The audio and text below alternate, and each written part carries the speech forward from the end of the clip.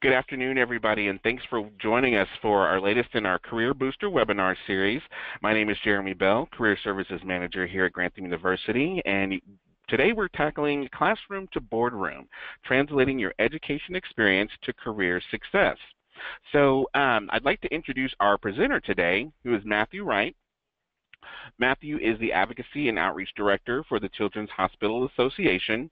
For more than 15 years, Matthew Wright has advised current students and aspiring professionals who want to achieve their career development goals.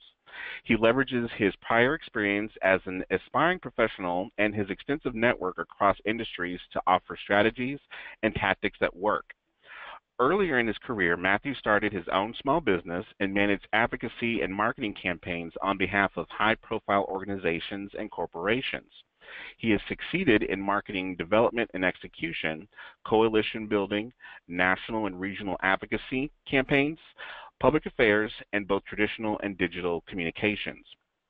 Currently with the Children's Hospital Association of America, or CHA, Matthew directs and implements strategies for building and mobilizing a national advocacy network, which is Speak Now for Kids, which engages families, teachers, healthcare providers, patient advocacy groups, and others in support of children's health care.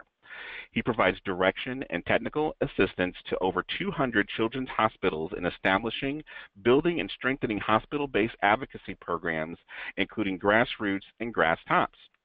Through Matthew's leadership, CHA was recognized as Nonprofit Grassroots Organization of the Year at the 2017 Reed Awards. Matthew earned his Bachelor of Arts degree from Albion College in Michigan and his Master of Arts degree from the George Washington University. And Matthew is based in Washington, D.C. Welcome, Matthew. We're so glad to have you today. Great. Thank you very much. I'm glad to be with you as well. So when you look at this slide, you're probably wondering, why are you looking at this amateur drawing? Well, I studied German as a second language during high school. More than 20 years ago, while I was working on my bachelor's degree, I easily tested into the 201 level German course. That's great, I thought. I must have learned more German in high school than I anticipated. My studies clearly paid off. So I thought. Upon taking the course, I realized I was in way over my head. What I learned in high school didn't translate to what I needed to know for college. Have you ever felt that way? We also feel the breadth of our past experience as well as our pursuit of higher education will allow us to pass the career progression test. Often it does. But it's also relatively common to experience the bumps along the way. So today, we'll focus on how to translate both our education and experience into career success. Before going any further, I'm curious what you think the answer is to this question. According to the U.S. Bureau of Labor Statistics, approximately how many jobs will the average person have in her or his lifetime? Is it A, 5 to 7, B, 8 to 10, or C, 12 to 15? We'll take a moment for you to share your response to this poll.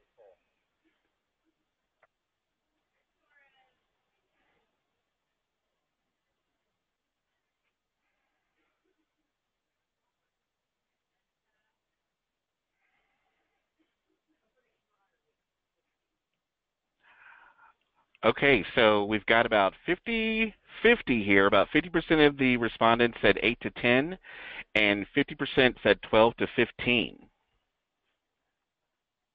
Very interesting. Well, let me reveal what the correct answer is. It's 12 to 15. As a matter of fact, the average person has 10 different jobs before the age of 40. So, past professional experiences, whether in the military or in the workforce, plus higher education should equate to the job of your dreams, right? Well, not necessarily. While a college degree and past professional experiences do play a critical role in career success, these must be leveraged in the right way. After all, you're not the only person in the United States, or even in your state or chosen field of study, with a comparable background. My goal today is to help you assess and translate your unique attributes into job qualifications that employers are seeking in your desired field. Through these approaches, I'm optimistic that you'll achieve this.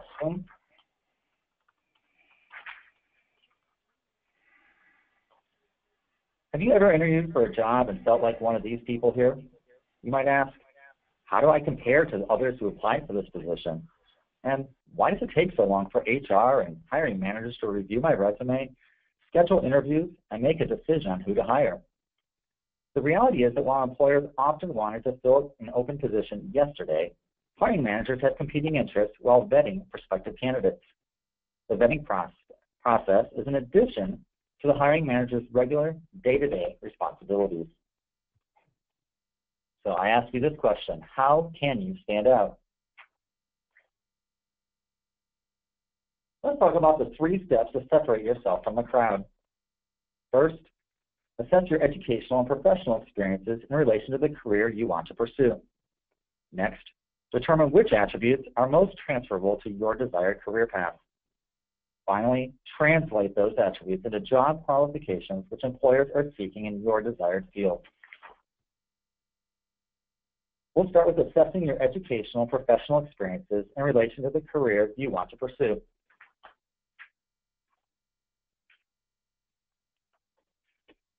Take a look at this grocery aisle of chips.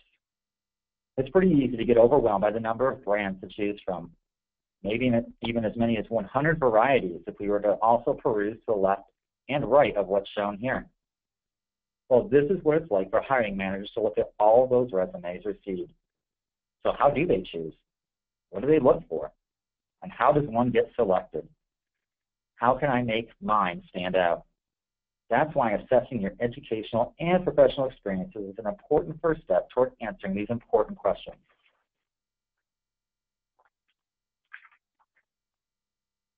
When it comes to a bag of chips, the packaging is certainly the start.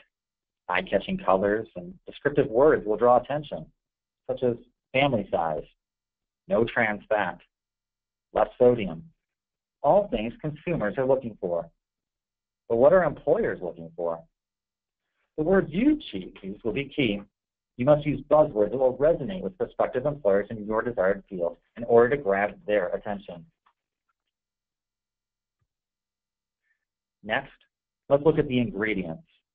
The list of ingredients, otherwise known as the skills you have to offer, is also important.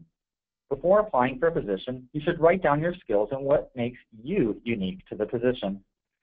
These can be grouped into 3 categories: skills you learned through past experience and education, otherwise known as knowledge-based skills; skills you bring with you to any job, those are transferable or portable skills; and personal traits, or the things that make you unique in who you are.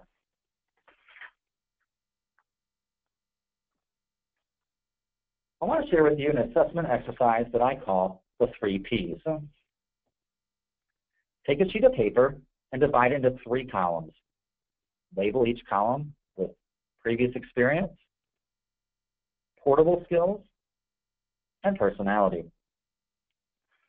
For previous experience, list your top experiences up through the current point in time.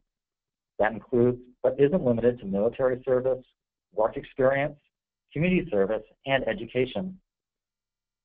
Next, list what you believe are your best transferable or portable skills that can be applied to future endeavors. Some examples include being a strong writer, communication skills, good with numbers, a team leader, problem solver, effective project or time management. There may be other portable skills which may apply to you. Finally, list what you believe are your best personality attributes. More and more employers are looking for candidates who will reflect and even strengthen organizational culture. Some examples of good personality attributes include being creative, friendly, independent, goal-oriented, well-organized, a quick learner, and having a good attitude.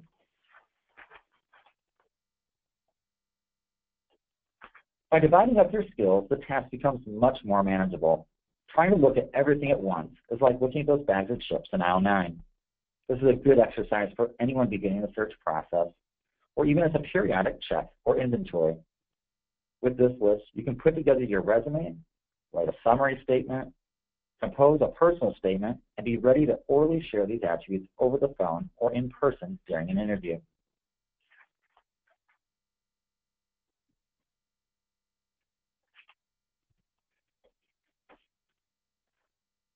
Next, let's focus on how to determine which attributes are most transferable to your desired career path. I'd like to solicit your input. Based upon your own experience or what you've learned from others, which attributes do you believe hiring managers value most in job seekers? Go ahead now and use the chat function to submit your response.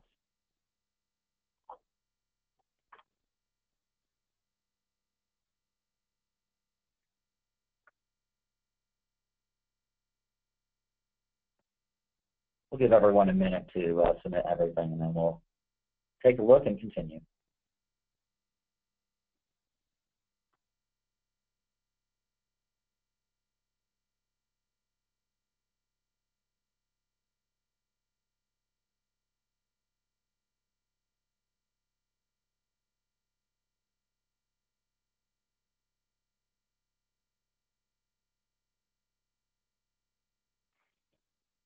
All right, thanks for submitting responses. I want to show you that according to the Chronicle of Higher Education, employers value experience ranging from internships, employment during college, volunteer experience, as well as extracurricular activities, more than college reputation or your college GPA. Employers want to see how you applied yourself so far through coursework as well as practical experience, and how these attributes might apply to the job you're pursuing. On this slide, you'll see that across sectors, this bodes true. You'll also notice that employers in each sector value educational relevance to their field, such as your college major. It's ever more reason that identifying which attributes to promote to prospective employers is paramount, especially if you're trying to break into a new career field.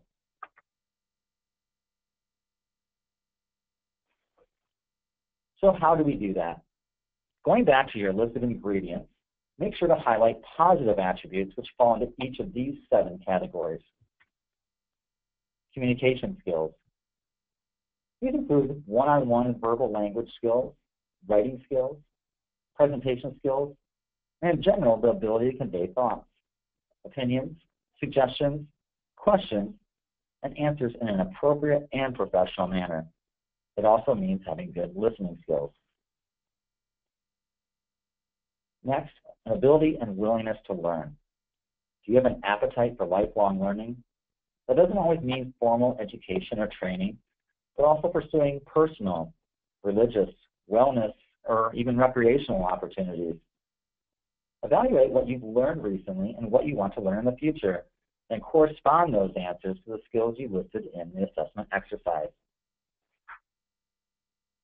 Next, team skills. Have you ever worked or served in a successful team-based environment? How have you contributed to the team's success? What have you learned about teams in a professional environment? Look at the attributes you listed in each of the 3 columns and determine which best exemplify your team skills.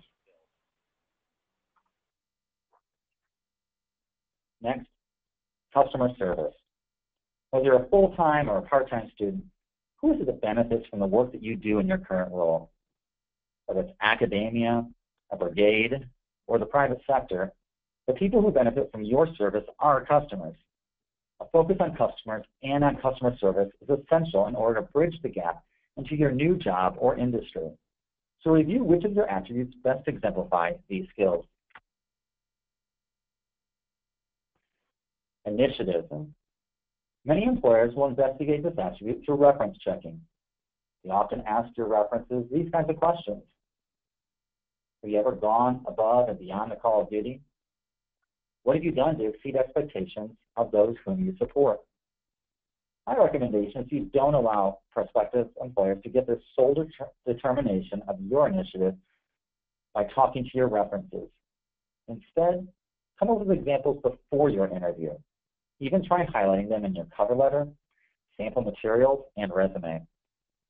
Share some of your most important accomplishments, paying special attention to those situations that show you have gone the extra mile in order to satisfy the needs of the project, as well as those who are counting on your efforts. Adaptability. Have you ever been in a situation where the circumstances change? Probably all of us have. How did you respond? Prospective employers value adaptability skills, so I encourage you to look at your 3 columns of ingredients and determine which of those reflect your adaptability skills. And finally, an attribute that I like to call promotability. Promotability refers to a gut-level instinct that a hiring manager develops regarding an applicant's ability to grow within an organization. Hiring managers ask themselves, does this candidate demonstrate the overall behaviors, skills, knowledge, and the desire to grow? Or is this person simply going to do this job adequately and otherwise be of no further use to the organization? You should highlight the skills from the assessment exercise which best reflect your ability to grow within an organization.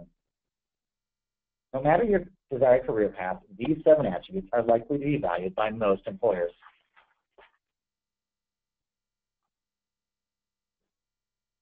Next, translate those skills and attributes into job qualifications which employers are seeking in your desired field.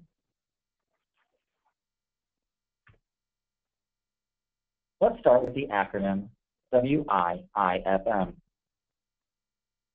Some of you may know what it is, others may not. The answer is, what's in it for me? Whenever I aspire for something, I can clearly see all the benefits that I'll get from it. But what about other people who are integral to fulfilling your aspiration? Will they also be fulfilled? I like to say that the candidate search process is much like speed dating. In the grand scheme, it's actually a rushed process that, within months or even weeks, leads to a professional marriage. The success of this professional marriage is dependent upon the compatibility of both parties. Otherwise, significant fundamental differences will arise among both the employer and the employee.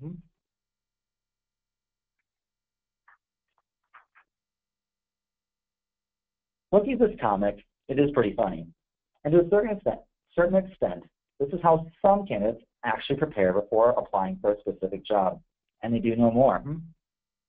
But it's also a short-sighted approach. We must go beyond the internet to demonstrate to employers how our personality, education, and past work experience are indeed portable skills and relevant to the position you're seeking. In order to best translate your attributes into job qualifications that employers are seeking in your desired field, I encourage you to research specific skills that employers in your desired field are seeking. You can often tell by job postings which skills the employer wants in a candidate.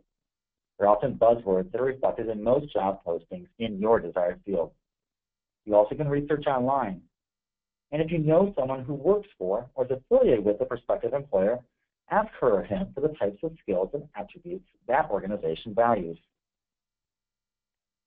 Next, review your ingredients from the 3 Ps assessment exercise, especially those positive attributes in each column, to determine which of those skills are sought by employers in your desired field. You'll be surprised by how many of your skills are transferable to that desired career field. Then, take those skills and convert them into buzzwords that employers in your desired career field want from candidates.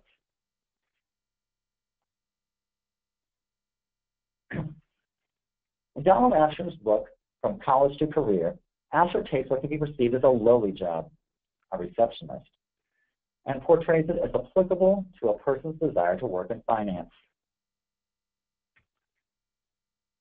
Proved ability to deal with a wide range of individuals, including high net worth investors and institutional money managers in a stressful and time-sensitive environment. Gain knowledge of the financial markets and instruments, especially stocks, bonds, futures, and options.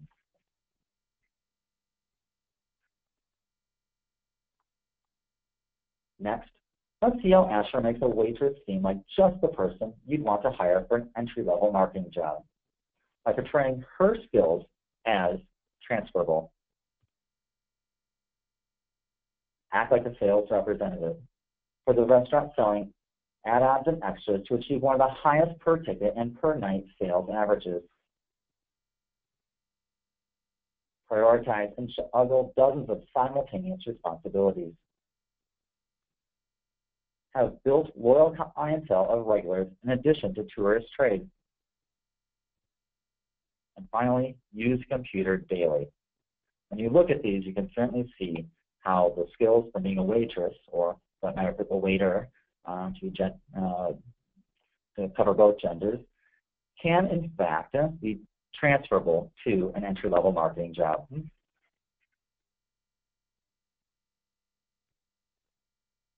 Finally, I'll share the example of Patrick, who separated from his position as Marine Corps Sergeant Major after 2 tours of duty because his wife was expecting their first child.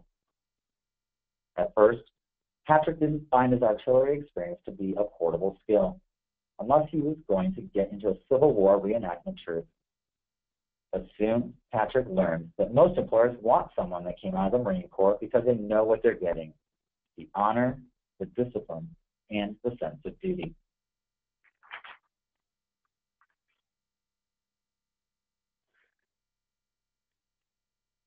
No matter your background, I encourage you not to discount an employer's appreciation for the positive attributes you've highlighted in the 3 Ps exercise: your previous experience, your portable skills, and your personality.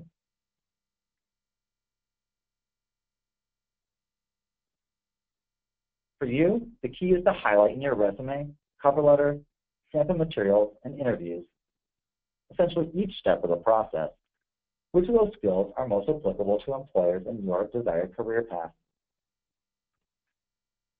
Then, consistently reference those skills and buzzwords and demonstrate through examples that will resonate with prospective employers.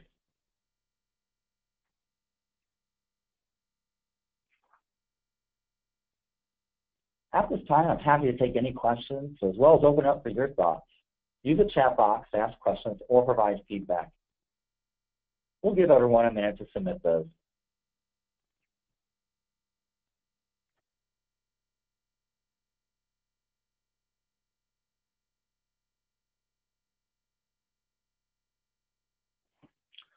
While we wait for those to come in, I'll share with you how the principles from today's webinar have impacted my own career.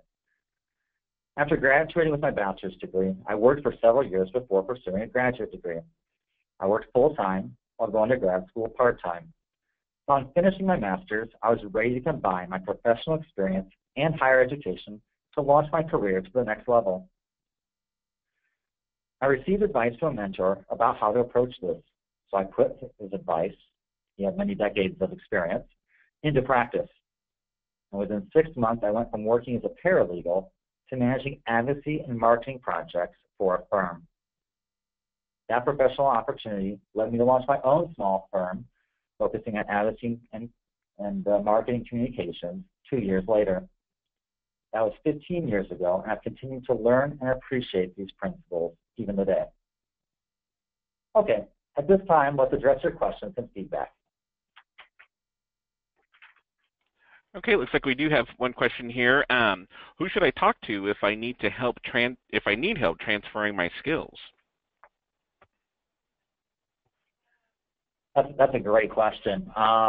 There are multiple people you can do. Actually, one piece of advice that I give people is identify in your field, sort of like, don't necessarily look for an open position when you do this vetting that I'm about to offer to you. What are the ideal employers and specific job functions that you're looking for? It's okay if there's someone else in that position right now.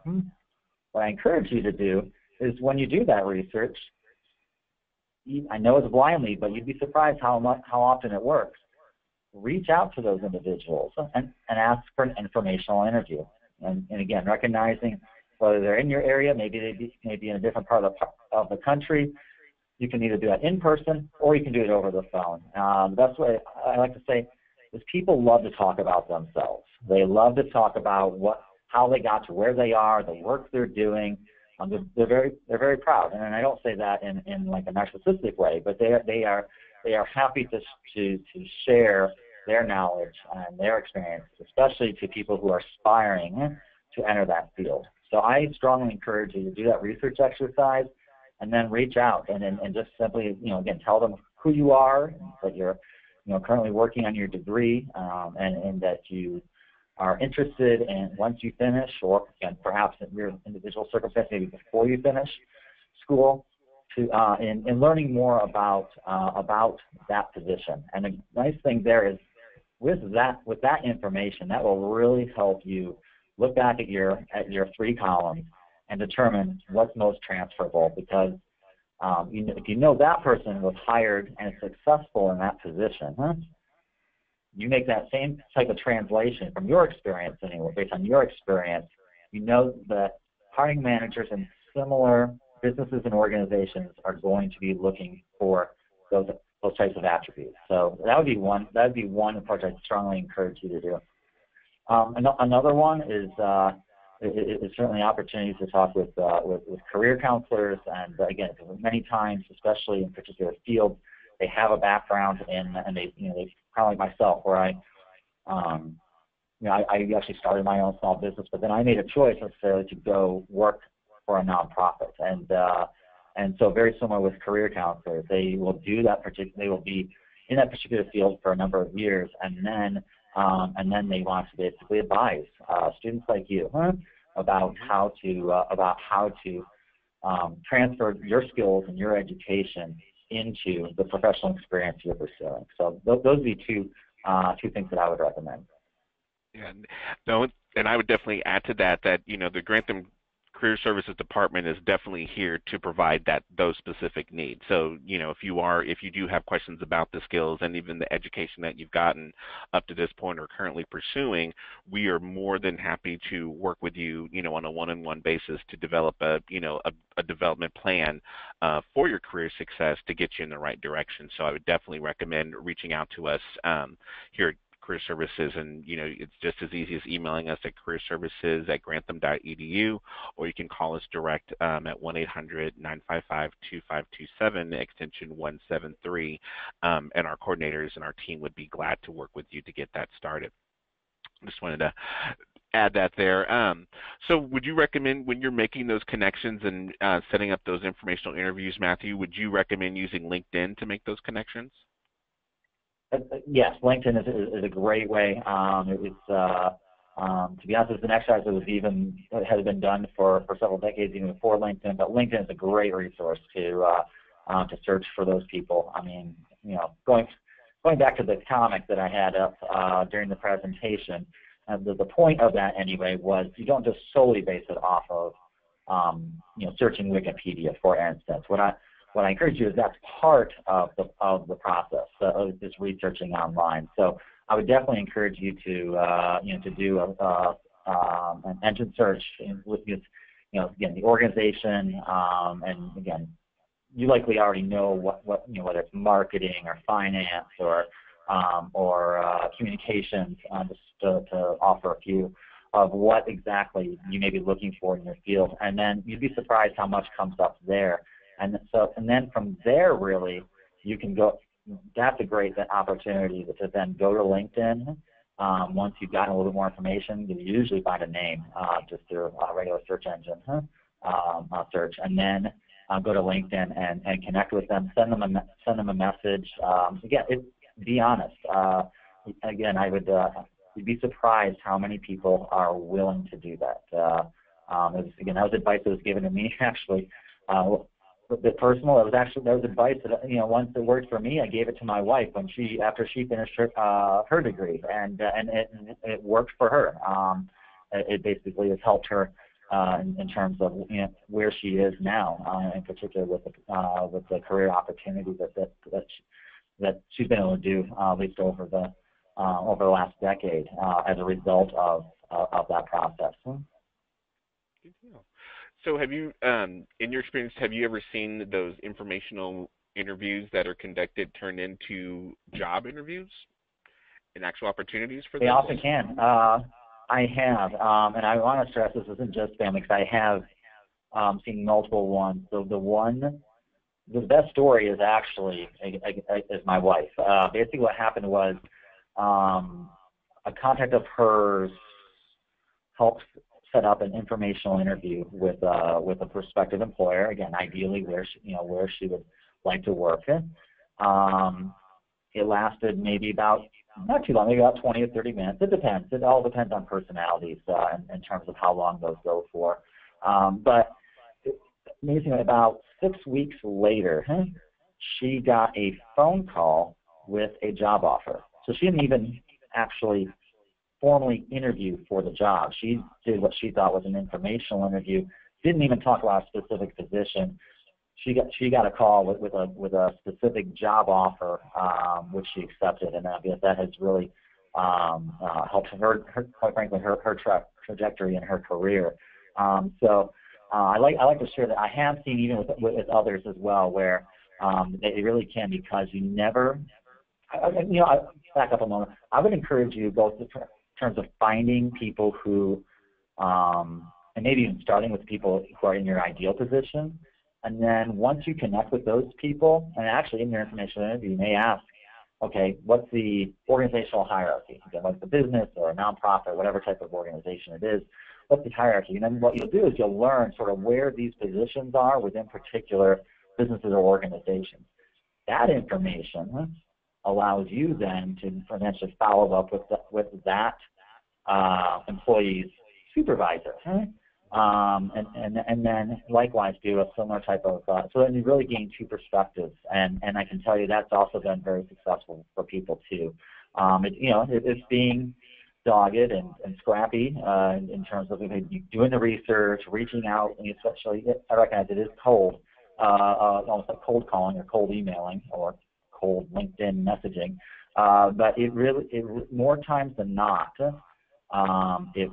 it works in terms of at least making a connection, and then there are opportunities that, especially when a position opens, or likewise, maybe a business or organization is looking to expand. And what you've done is you've really planted a seed in their minds about someone who might be really, really good for that. And so,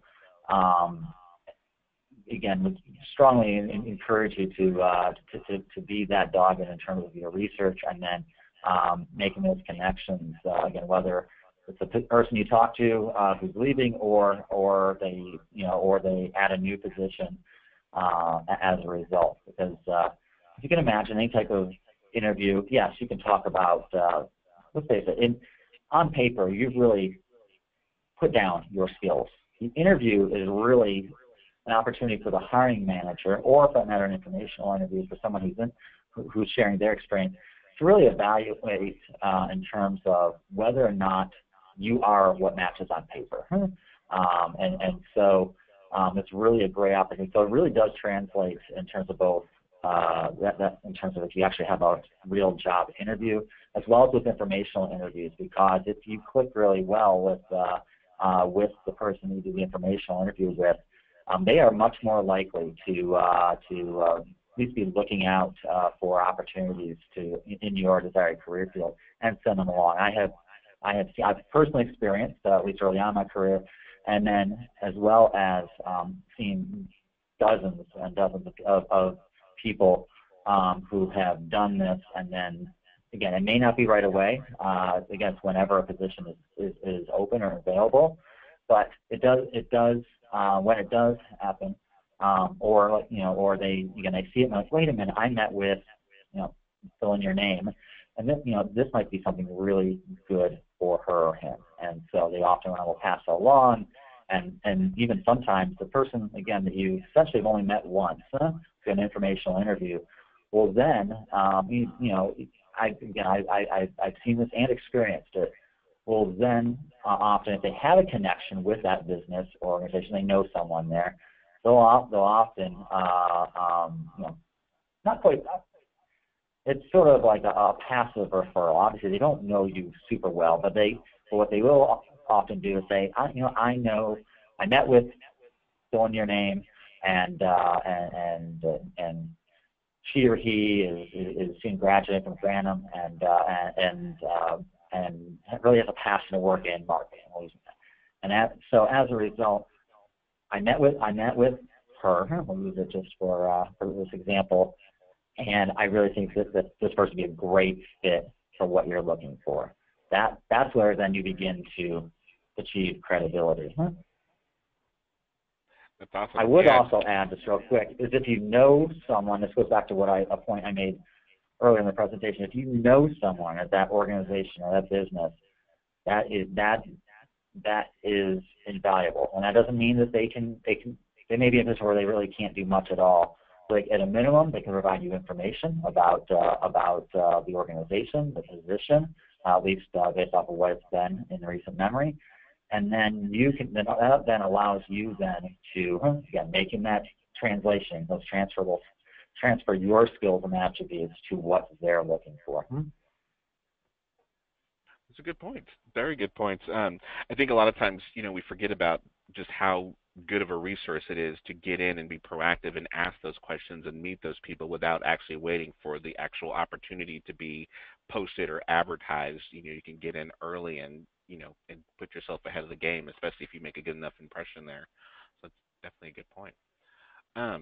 One more question here. Do you think in some of these interviews and some of these contacts that we make on the front end, do you ever find situations where the jobs may not be what they were expecting once they've had those informational interviews, like where those situations might change their perspective a little? Yeah, that's a really good question. Sometimes is basically the answer to that.